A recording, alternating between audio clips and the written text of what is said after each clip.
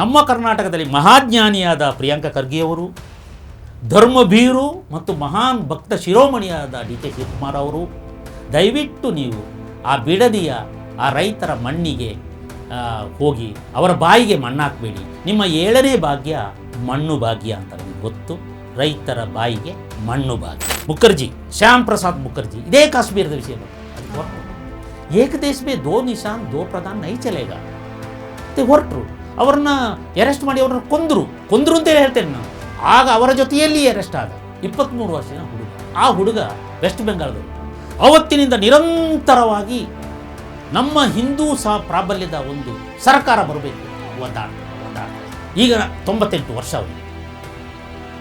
Communist ಸರ್ಕಾರ ಬಂತು, ಚಿತ್ರಹಿಂಸೆಗಳನ್ನು ಅನುಭವಿಸಿದ. TMC ಬಂತು, ಪಡಬಾರದ ಕಷ್ಟ ಬಂದ. ಆದರೂ ದುಡಿತಾ ಬಂದ. ಅವನ ಕಣ್ಣಿನ ಮುಂದೆ ಒಂದು ಹಿಂದೂ ಪಕ್ಷದ ಆಡಳಿತ ಬಂತು. ಆ ವ್ಯಕ್ತಿಗೆ ನರೇಂದ್ರ ಮೋದಿಯವರು ಹೋಗಿ ಶಾಲು ಹೊದಿಸಿ ಕಾಲು ಮುಟ್ಟಿ ನಮಸ್ಕರಿಸುತ್ತಾರೆ. ಹೀಗೆ ಯೋಚನೆ ಮಾಡಿಕೊಳ್ಳುವ ಒಂದು ಸರ್ಕಾರ ಇದೆಯಲ್ಲ ಮೋದಿ ಸರ್ಕಾರ. ಬಹುಶಃ ನಮಗೆ, ನಾನೆಲ್ಲ ಎಮರ್ಜೆನ್ಸಿಯನ್ನು ಕಂಡವನು. ನಮ್ಮ ಅನೇಕ ಮಕ್ಕಳು, ನೀವು ಕೂಡ ಎಮರ್ಜೆನ್ಸಿಯ ನಂತರ ಹುಟ್ಟಿದವರು. ನಿಮಗೆ ಯಾವುದೂ ಗೊತ್ತಾಗಿಲ್ಲ. ಕೊರೋನಾದ ಯಾವುದೋ ರೋಗದ ಕಾಟ ನೋಡಿದ್ದೀರಿ, ಅನೇಕ ಜನ ಸಾವು. ಬಟ್ ಭೀಕರವಾದದನ್ನು ನೀವು ನೋಡಿಲ್ಲ. ಸ್ವಾತಂತ್ರ್ಯ ಸಂಗ್ರಾಮಕ್ಕಿದ್ದವರು ಅನೇಕರು ಈಗ ತೀರು ಹೋಗಿದ್ದಾರೆ. ಕೊನೆಯ ಹಂತದಲ್ಲಿ ಯಾರೂ ಇಲ್ಲ ಅಂತ ಗೊತ್ತು. ನಿಮಗೆ ಗೊತ್ತಾ,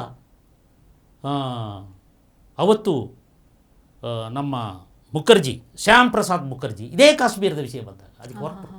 ಏಕ ದೇಶ ಮೇ ದೋ ನಿಶಾನ್ ದೋ ಪ್ರಧಾನ್ ನೈ ಚಲೇಗ ಅಂತ ಹೊರಟರು. ಅವ್ರನ್ನ ಅರೆಸ್ಟ್ ಮಾಡಿ ಅವ್ರನ್ನ ಕೊಂದರು ಅಂತೇಳಿ ಹೇಳ್ತೇನೆ ನಾನು.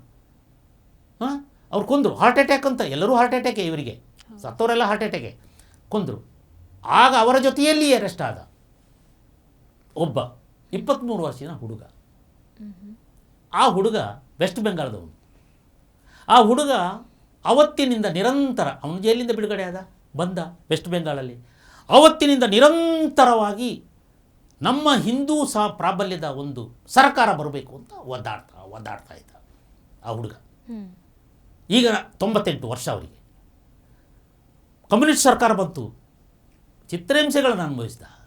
TMC ಬಂತು, ಪಡಬಾರದ ಕಷ್ಟ ಬಂದ. ಆದರೂ ದುಡಿತಾ ಬಂದ. ಅವನ ಕಣ್ಣಿನ ಮುಂದೆ ಒಂದು ಹಿಂದೂ ಪಕ್ಷದ ಆಡಳಿತ ಬಂತು. ಆ ವ್ಯಕ್ತಿಗೆ ನರೇಂದ್ರ ಮೋದಿಯವರು ಹೋಗಿ ಶಾಲು ಹೊದಿಸಿ ಕಾಲು ಮುಟ್ಟಿ ನಮಸ್ಕರಿಸುತ್ತಾರೆ. ಹೀಗೆ ಯೋಚನೆ ಮಾಡಿಕೊಳ್ಳುವ ಒಂದು ಸರ್ಕಾರ ಇದೆಯಲ್ಲ ಮೋದಿ ಸರ್ಕಾರ. ಇಂಥವರನ್ನು ಗೌರವಿಸಬೇಕು.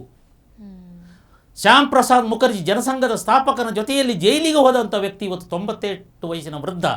ಅವನ ಕಣ್ಣುಗಳಲ್ಲಿ ಕಣ್ಣೀರು ಬರ್ತಾ ಇತ್ತು.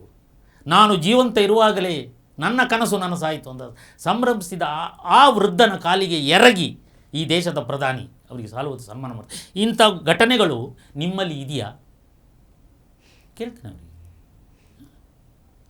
ನೆನಪು ಮಾಡಿಕೊಳ್ಳಿ. ಇವತ್ತು ಭಾರತ ಮೋದಿ ಇಲ್ಲದೆ ಹೋಗಿದರೆ ನಾವು ಯಾವ ಸ್ಥಿತಿಗೆ ತಲುಪ್ತಾ ಇದ್ದೀವಿ ಅಂತ ನನಗೆ ಅರ್ಥ ಆಗ್ತಾ ಇಲ್ಲ. ಹೆಂಗಾದರೂ ಬಗ್ಗು ಬಡಿಬೇಕು ಅಂತೇಳಿ ಜಿರಲೆಗಳ ರೂಪದಲ್ಲಿ ಬರ್ತಾ ಇದೆ. ಪಕ್ಷಗಳಿಂದ ನಿಮಗೇನು ಆಗ್ತಾ ಇಲ್ಲ ಅಂತ ಗೊತ್ತು. ಪಕ್ಷಗಳು ನುಚ್ಚು ಆಗ್ತಾ ಇದೆ. ಎಲ್ಲ ಹೋಗಿ ಸೇರ್ಕೊಳ್ತಾ ಇದೆ NDA ಜೊತೆ. ಅದು ಅಪರಾಧ ಎನ್ನುವುದಾದರೆ ನೀವು ಇಲ್ಲಿ MLC ಗೆದ್ದುಕೊಂಡ್ರಲ್ಲ, ಅದು ಅಪರಾಧನೇ. ಇದು ಸರಿ, ಅದು ಅಪರಾಧ. ಇದು DKC, ಇದು ಥಿಯರಿ. ಇದು ಸತ್ಯ ಪ್ರಾಮಾಣಿಕ. ಮತ್ತು ನಾವು ಸತ್ಯ ಹರಿಚಂದ್ರನಿಗೆ ನೆಟ್ಟಿಗೆ ಹುಟ್ಟಿದವರು, ಆದ್ದರಿಂದ ಇದು ಸತ್ಯ. ಅದು ನೋಡಿ ಚೋರಿ, ಓಟ್ ಚೋರಿ, ಇದು ಸತ್ಯ. ಆಯಿತು. ನಾನು ಕೊನೆಗೂ ಹೇಳೋದಂತೆ, ನಮ್ಮ ಕರ್ನಾಟಕದಲ್ಲಿ ಮಹಾಜ್ಞಾನಿಯಾದ ಪ್ರಿಯಾಂಕ ಖರ್ಗೆಯವರು, ಧರ್ಮಭೀರು ಮತ್ತು ಮಹಾನ್ ಭಕ್ತ ಶಿರೋಮಣಿಯಾದ ಡಿ ಕೆ ಶಿವಕುಮಾರ್ ಅವರು, ದಯವಿಟ್ಟು ನೀವು ಆ ಬಿಡದಿಯ ಆ ರೈತರ ಮಣ್ಣಿಗೆ ಹೋಗಿ ಅವರ ಬಾಯಿಗೆ ಮಣ್ಣಾಕಬೇಡಿ. ನಿಮ್ಮ 7ನೇ ಭಾಗ್ಯ ಮಣ್ಣು ಭಾಗ್ಯ ಅಂತ ನನಗೆ ಗೊತ್ತು. ರೈತರ ಬಾಯಿಗೆ ಮಣ್ಣು ಭಾಗ್ಯ. ಈ ರೈತರ ಬಾಯಿಗೆ ಮಣ್ಣು ಭಾಗ್ಯ ಆಗುವಾಗ ಈ ಅನ್ನ ಭಾಗ್ಯ ಇರೋದಿಲ್ಲ. ಅನ್ನವನ್ನು ಬೆಳೆಯುವವರು ನಿಮ್ಮ ಕಮಿಷನ್ ಏಜೆಂಟರೂ ಅಲ್ಲ, ರೌಡಿಸಮ್ ಮಾಡುವವರೂ ಅಲ್ಲ. ಅನ್ನ ಬೆಳೆಯುವವರು ಪಾಪದ ರೈತರು. ಆ ರೈತರು ಬೆಳೆದರೆ ಅನ್ನ ಭಾಗ್ಯ, ಇಲ್ಲದಿದ್ದರೆ ರೈತರ ಬಾಯಿಗೆ ಮಣ್ಣು ಭಾಗ್ಯ ಅಷ್ಟೇ. ಬೆಂಗಳೂರಿಗೆ ಬಂದಿದ್ದೀನಿ, ಒಂದೊಂದು ರಸ್ತೆಗಳನ್ನು ನೋಡ್ತಾ ಇದ್ದೀನಿ. ಆಹಾ, ಸ್ವರ್ಗ. ಸ್ವರ್ಗ. ಯಾವಾಗ ಇಲ್ಲಿಂದ ಕಳಚಿಕೊಂಡು ಓಡಿ ಹೋಗಬೇಕು ಅನ್ನಿಸ್ತಾ ಇದೆ ನನಗೆ. ಈ ರೀಡಿಂಗ್ ಆದ ತಕ್ಷಣ ಓಡಿ ಹೋಗ್ತೀನಿ, ಅರ್ಧ ಗಂಟೆ ಇರೋದಿಲ್ಲ ನಾನು ಬೆಂಗಳೂರಲ್ಲಿ.